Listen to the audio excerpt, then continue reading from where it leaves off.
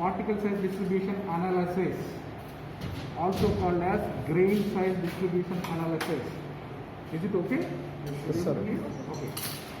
Also called as grain size distribution analysis. The very nature of soil is that it consists of particles of different sizes. Okay? You are seeing here, there are going to be bigger size particles, there are going to be medium size and then small size and even further small size which are flowing into my palms. Okay? So definitely we are interested to know what is the proportion of different sized particles present as part of the soil mass. Why do we require that? In what way civil engineer is interested of knowing about the particle size distribution? The fact is, particle size distribution is going to decide or influence the density. We call it as gradation. Gradation of soil is going to influence density of soil medium. Okay? So density is nothing but whatever mass of soil solids in a given volume. So if I give you one container and if I ask you to arrange these particles in the best possible way, so definitely the moment you arrange the bigger particles, you are going to find a void space. And definitely you search for some particle which perfectly fits into that void. And even after filling that, there is going to be further smaller void form and so on and so forth. So definitely a soil in which there is going to be different sized particles such that void formed by bigger sized particles is readily occupied by next sized particles and so on and so forth, is going to provide us the maximum density. And right from our beginning in theory classes, we are already understood, greater the density, greater will be the neighbors to the soil solid, greater will be the interparticle contact area, and therefore greater will be the resistance when that soil medium is subjected to applied pressure. Because of this, we civil engineers always look for a soil which is well graded. Means a soil in which there is representation of different sized particles. Now the question is, how are we going to analyze this?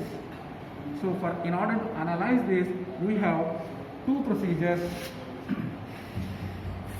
The deciding factor is going to be the bottommost C. Okay? There are going to be two until line. What is it? So this is what is called 75 microns, 75 micron sieve, and there is going to be what is called type of the sieve. It will be always expressed as ISS and its size in millimeters. Example, the one that I am holding is going to be ISS 0.075 millimeter sieve. Indian standard sieve, ISS means. Okay? And the designation of these sieves is in terms of the size of the square opening. So I will show you the highest sized one. So this is what is the largest sized one. What you are going to find out is going to be a square opening, and size of the side of the square is nothing but designation of this particular sieve. There are going to be other countries which designate in a different way, but Indian standard sieve is very simple in terms of its designation. So this is called ISS 4.75 millimeter size. Okay, and the next one is going to be ISS 2 millimeters. I'm going to place it below this, and then there is going to be 0.425 millimeter, also can be called as 425 micron sieve. Yesterday we took reference of this, where while extracting the soil specimen for determination of specific gravity. So we brought the lumps, dried, pulverized, obtained this kind of soil, pulverized soil medium. We poured inside it, we sieved through, whatever is passing through this, we used as specimen for determination of specific gravity.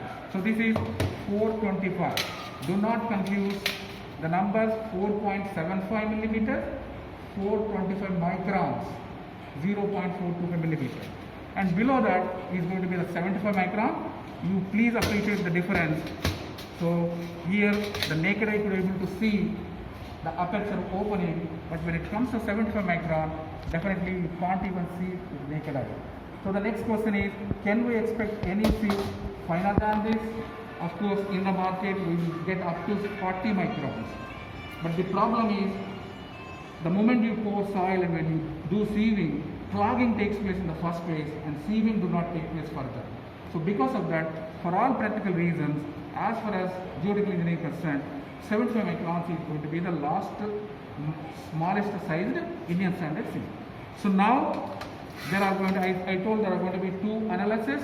There is going to be analysis meant for particle sizes above 75 microns and meant for particle sizes below 75 microns. Okay? For the simple reason, as there are no sieves below 75 microns, we wanted to adopt a different procedure. Okay? They are so fine particles, we are going to adopt a different procedure. Right now, what is included in your syllabus is, as far as this course is concerned, is going to be how are we going to analyze particles which are going to be coarser than or larger than 75 microns. That is through mechanical analysis, also called as sieve analysis. So there are going to be a set of sieves, and as I mentioned, we are going to arrange them in sequential order, right? So then we are going to transfer a known amount of soil solids, woven, dried, desiccated, cooled soil solids into the uppermost sieve. Then we are going to keep the cap, and we are going to, fortunately we have a sieve shaker, and when you keep it in the sieve shaker, that mechanical agitator will keep the entire setup agitated, and you have to run it for about 10 minutes. Okay? The way we manually do it, there is going to be a machine which is going to do that. So after that 10 minutes of sieving agitation, when you open it, definitely you pour 600 grams, and certain amount of soil is going to be, just for demo purpose, I am going to transfer a few known particles.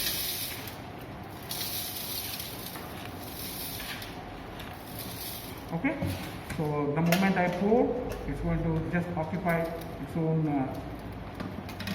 according to this one. So I'm going to make an agitation. I'm showing you that the mechanical sieve shaker will do this in much effective way. Okay, so now once you do this, and when you open the uppermost chamber, so you are going to see the particles which are having size greater than this sieve size will only get retained. Likewise, on each sieve, the respective sized particles are going to get retained. Okay, so like this on the 75 microns, and the one which is passing through 75 microns, this is going to be finer than 75 microns, is going to get deposited in this particular tank. Okay, so now the procedure, what is the analysis procedure? So the moment we do sieving, we are actually going for weight measurement. What is the weight of soil medium retained on 4.75 millimeters, 2 millimeters, and so on and so forth. We are making a measurement, and then we are doing analysis, and the analysis actually is going to be very simple.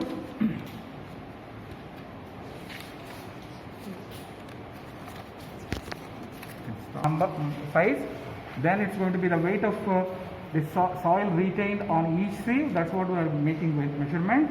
And the next one is going to be percentage weight retained.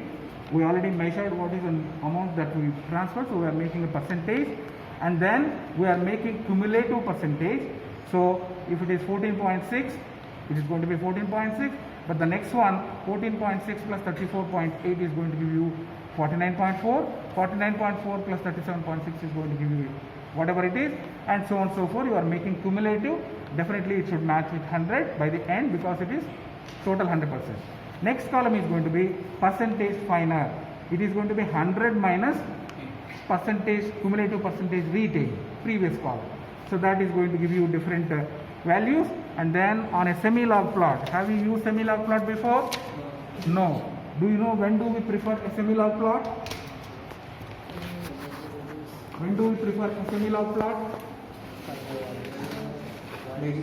Yeah, whenever x and one coordinate axis values is big, having big range. Okay, so on a normal scale we cannot manage. Then we adopt for logarithmic scale. So here also size range is starting from 2 micron level to as much as 4.75 and as big as even 8 to 12 millimeters. So on a single common plot, if you take scale, it runs into actually